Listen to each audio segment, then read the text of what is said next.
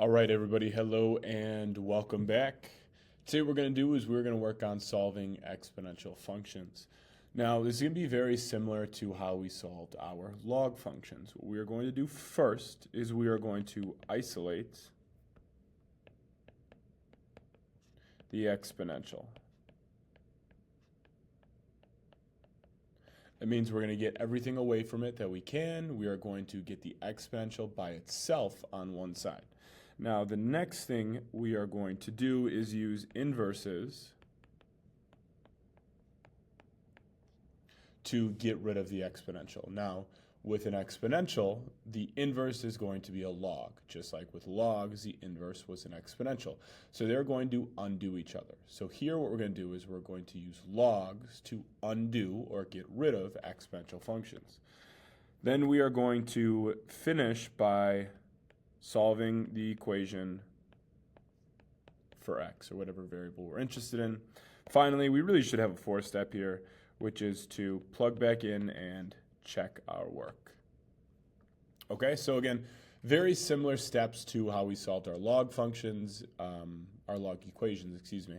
It's a very similar idea, again, because exponentials and logs are very similar. Specifically, they are inverses, okay?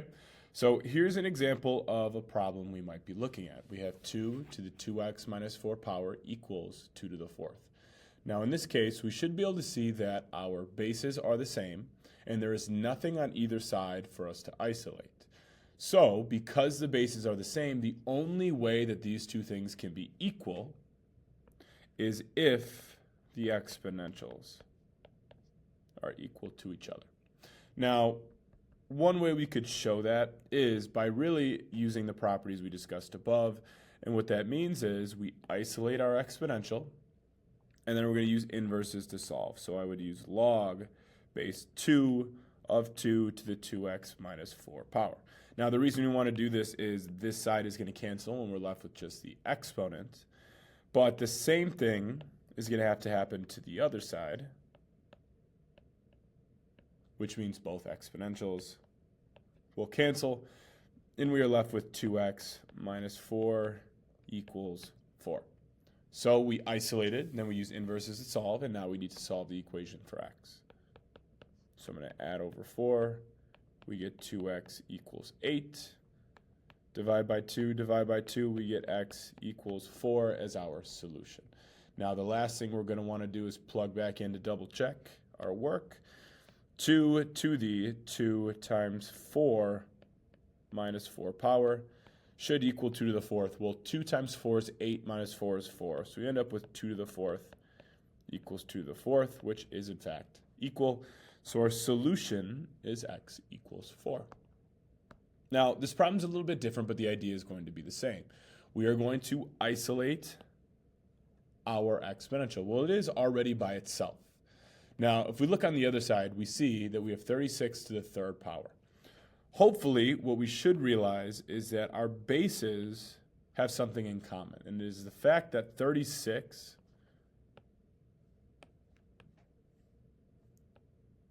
can be rewritten as 6 to the 2nd power.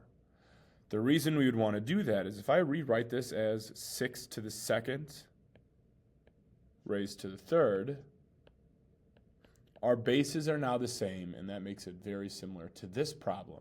When the bases of two exponentials are equal to each other, you are able to cancel them.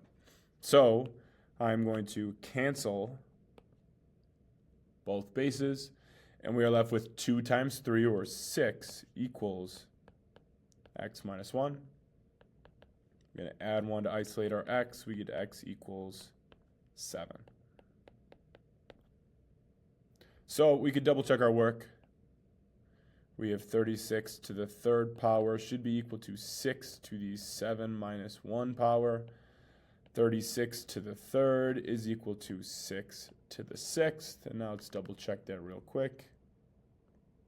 We have 36 to the 3rd, 6 to the 6th, and those two things are in fact equal to each other. So our answer is x equals 7. So one thing we really want to look out for when we're solving exponential functions equations, is for their bases to be the same. If the bases are the same, you can essentially cancel them and then solve for your exponents. If you can rewrite the base so that the two bases are the same, that is a very helpful tool that we are going to want to consider. Now, there are some unique situations such as this one where those bases can't be rewritten the same. So we have 2 to the 5x power equals 94. Now, my exponential is already isolated. There's nothing on that side that I can move away, and I can't rewrite 94 so that the base is 2. So we isolated our variable, our exponential, Now we need to use inverses to get rid of it. So on my left side, I'm going to use a log with a base of 2 to get rid of my exponential with a base of 2. And because I did it to one side, I need to do it to the other as well. Now when we do this, the left side simplifies to 5x. And then we have log base 2 of 94 on my other. Now my last step is to divide by 5, divide by 5. We get x equals, let's see if we can simplify this and find our answer. Log base 2 of 94 divided by 5 is 1.31 approximately.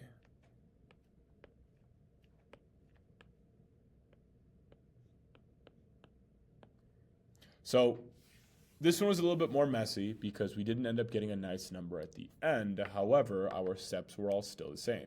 We are going to isolate our exponential, use inverses to get rid of the exponential, and then solve for x and check our work. Now, if I just plug this into my calculator, we should see that these two things are approximately equal.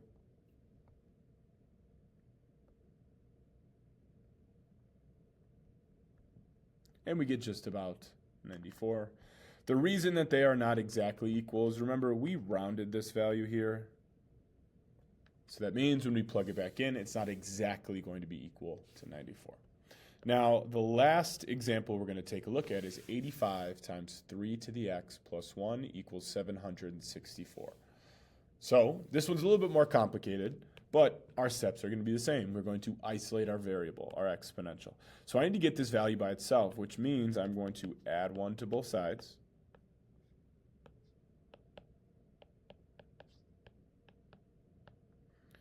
And now I'm going to divide both sides by 85. So we get 3 to the x power is going to be equal to 765 divided by 85, which is 9. And we could solve this using logs. However, if we rewrite the bases, we can then cancel them out to get x equals 2 as our solution. So again, isolate the exponential. Really, we should use logs to solve, but we're able to use our property of equality here to cancel our bases and then solve for x. Now, I'm just going to plug this back in to double check. 85 times 3 to the second minus 1 should equal 764.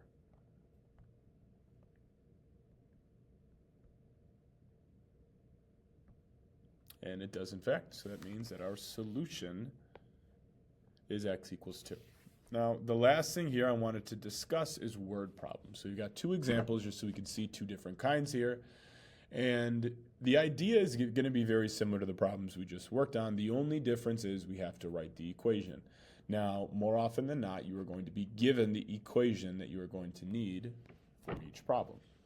So it says Madeline invested $2,800 in an account paying an interest rate of 4.4% compounded annually. So that is the interest rate. Assuming no deposits or withdrawals made, how long until the account reaches $6,100? So we've got a lot of key information. Our initial amount, our percentage compounded annually, end amount.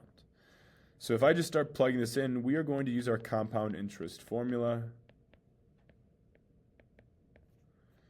Our end amount is $6,100. Our principal is $2,800. 1 plus our rate, 0.044.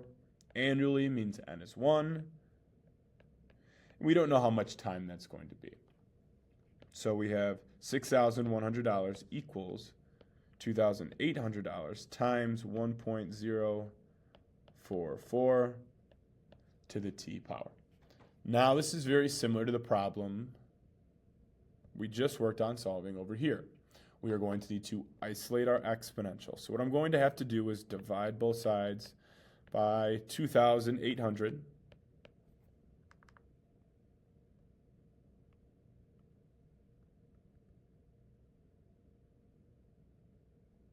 And we get about 2.18 is equal to 1.044 to the t. So I isolated my exponential, and now I'm going to use logs because they're inverses to solve. Now the base of this log is going to be the base of my exponential, just like the other problems.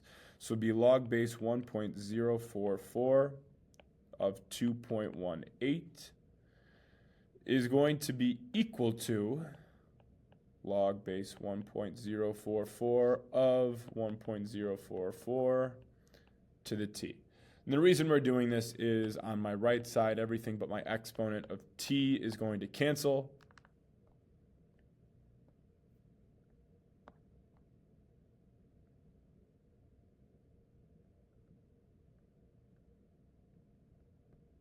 And my answer is 18.09. And again, this is time. So this is going to be in years. So the setup was a little bit different because we had to plug into the equation. However, all of the work is going to be the same. We are going to isolate our exponential, use inverses to solve, and then solve for our variable. In this case, it was t. Because it's a word problem, we want to make sure that we are including units in our answer. Now, the last one we're going to do here says, Adrian invested $790 in an account paying an interest rate of 6.9% compounded continuously. Assuming no deposits or withdrawals made, how long until the account reaches $2,550? So again, some key information. We have our starting amount, our percentage compounded continuously, with an end amount of $2,550. Because this is compounded continuously, we are going to use our PERT equation. So our end amount is 2,550. Our starting amount is 790. Our rate is 0.069 times t. So this is the equation we're going to be solving. We are, again, going to isolate our exponential. So I'm going to divide both sides by 790.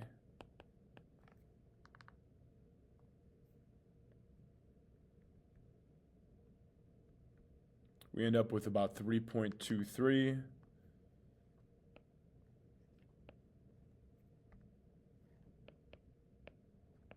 Is equal to e to the 0.069 times t power. So we isolated our exponential. Now we're going to use logs with the base of our exponential to isolate that variable.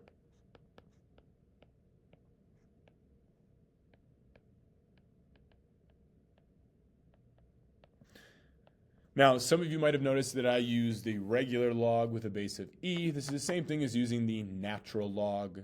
I just did it to show that our process of taking the log with that same base is essentially the same as our other problems. So now I can type this right into my calculator. This side will simplify, so I'm left with 0.069t is equal to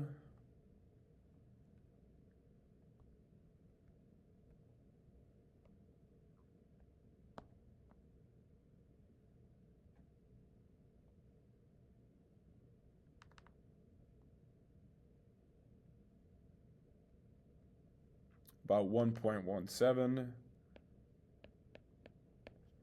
And now I'm going to divide by 0.069 to isolate that variable.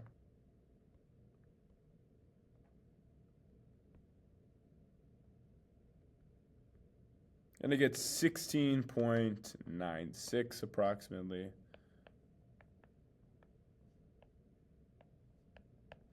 And again, this will be in years. So in this example, again, we had to plug into a compound interest formula, specifically the PERT equation. So I plugged in, and then we are doing the same steps as solving every other exponential. We are going to isolate it, and then use inverse properties to get rid of the exponential, and then solve for our variable.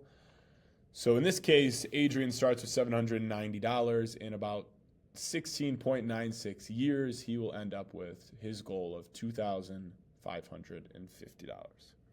As always, guys, thank you for listening. If you have any questions or concerns, please feel free to reach out. Thanks.